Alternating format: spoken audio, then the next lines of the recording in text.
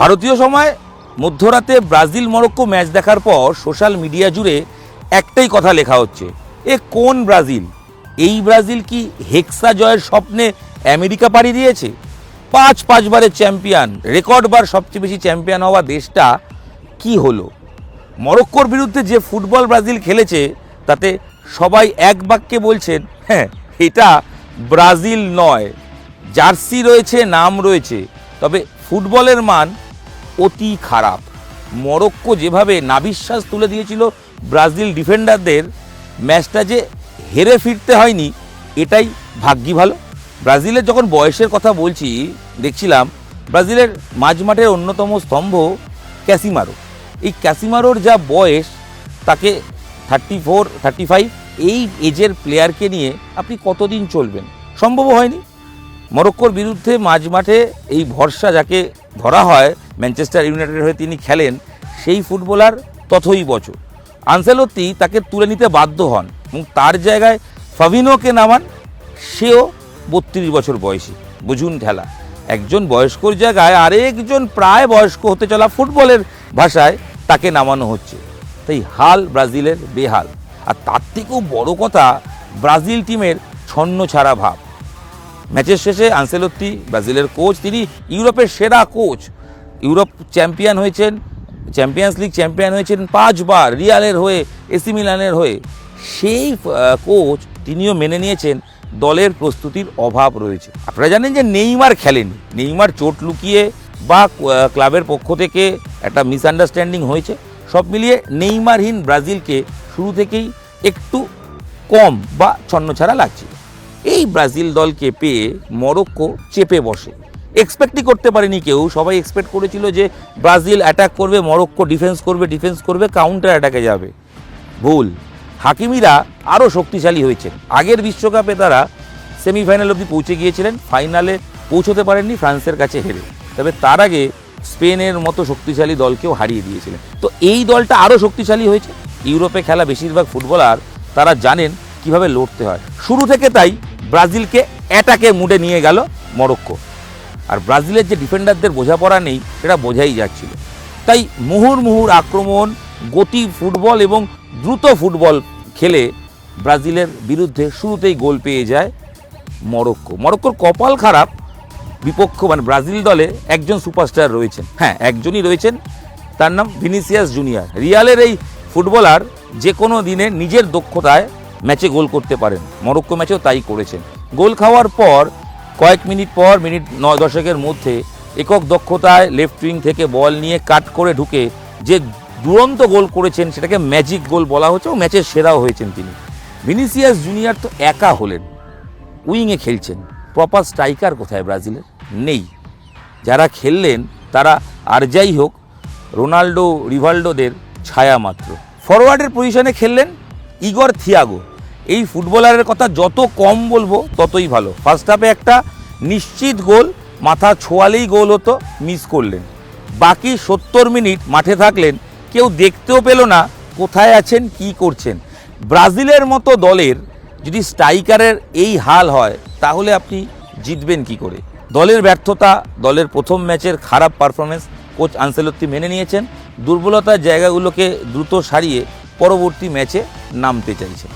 যখন স্ট্রাইকারের কথা বলছি তখন একটু ডিফেন্সের কথাও বলতে হবে। ব্রাজিলের ডিফেন্সে সেন্ট্রাল ব্ল্যাক, অর্থাৎ একদম দুজন যে স্তম্ভ, সেখানে খেললেন মার্কুইনহোস এবং গাব্রিয়েল। এই দুজন আবার ক্লাব কিছুদিন আগে চ্যাম্পিয়ন্স ট্রফিতে পরস্পরের বিপক্ষে খেলেছেন ফাইনালে।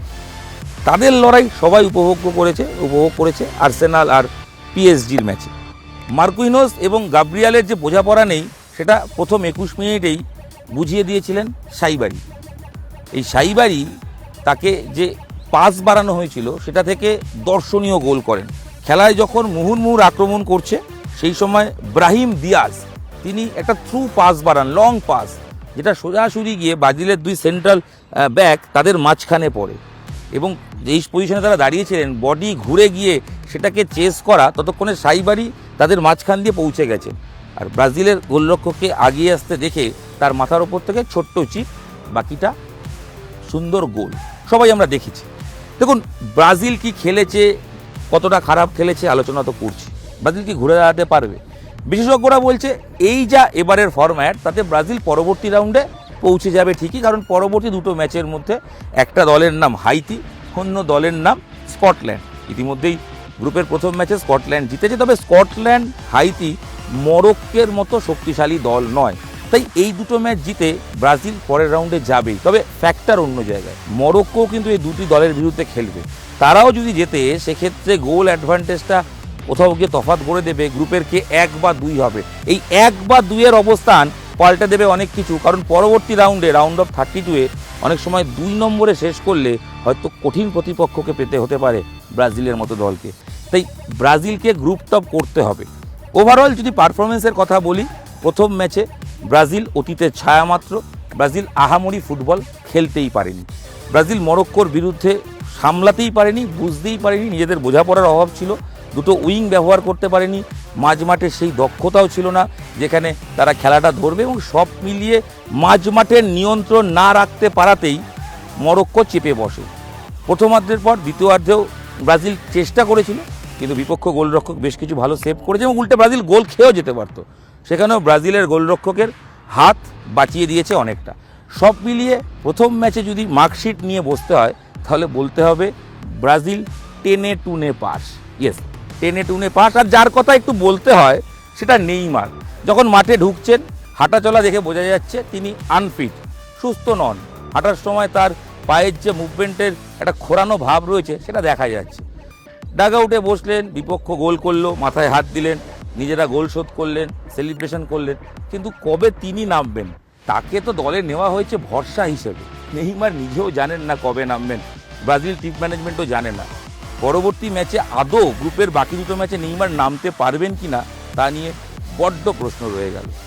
তবে ওই তাকে ছাড়াই প্ল্যান করতে হবে আনসেলত্তিকে। আনসেলত্তিও বুঝতে পারছেন ব্রাজিল দলের দায়িত্ব আর ক্লাব ফুটবলে ইউরোপের অন্য দেশকে সামলানো এক নয়। আর অন্যদিকে ব্রাজিল নিজেদের দেশীয় কোচকে নিয়ে বিশ্বকাপে এসেছে এর আগে, তো তার যে খেলার স্টাইল সেটা সাম্বার সাথে হয়তো মিলছে না। তাই অনেকের হয়তো সেটা দেখেও সেই ছন্দময় ফুটবল, সাম্বা ফুটবল বা লাতিন ঘরানাকে মিস করতে দেখা যাচ্ছে, বলছেন বা বুঝতে পারছেন।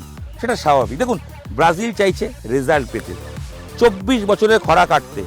24 বছর, 2022 সালে শেষবার ব্রাজিল চ্যাম্পিয়ন হয়েছিল জার্মানিকে হারিয়ে। তারপর 24টা বছরের মধ্যে একাধিকবার কোয়ার্টার ফাইনাল, একবার তো নিজেদের ঘরের মাঠে ব্রাজিল 2014 সেমিফাইনালও পৌঁছে গিয়েছিল, সেখানে জার্মানির কাছে 7 গোল খেতে হয়েছিল। সেই লজ্জা ব্রাজিল ভুলে যেতে চায়। তাই ব্রাজিল এবার কি পারবে, তার জন্য অপেক্ষা এবং উৎকণ্ঠা দুটোই বাড়ছে।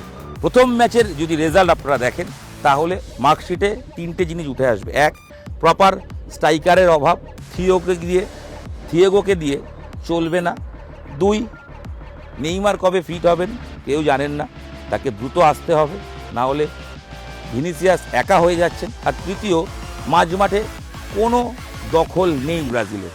আর গুরুত্বপূর্ণ 4, ডিফেন্ডারদের বোঝাপড়ার অভাব, যার ফলে ব্রাজিলের খেলায় মন ভরেনি কারোর। আর্জেন্টিনার ফ্যানরা কিন্তু উচ্ছ্বসিত হচ্ছেন, ব্রাজিল যত খারাপ খেলছে তারা বলছেন ইয়েস আমরা আবার পারবো।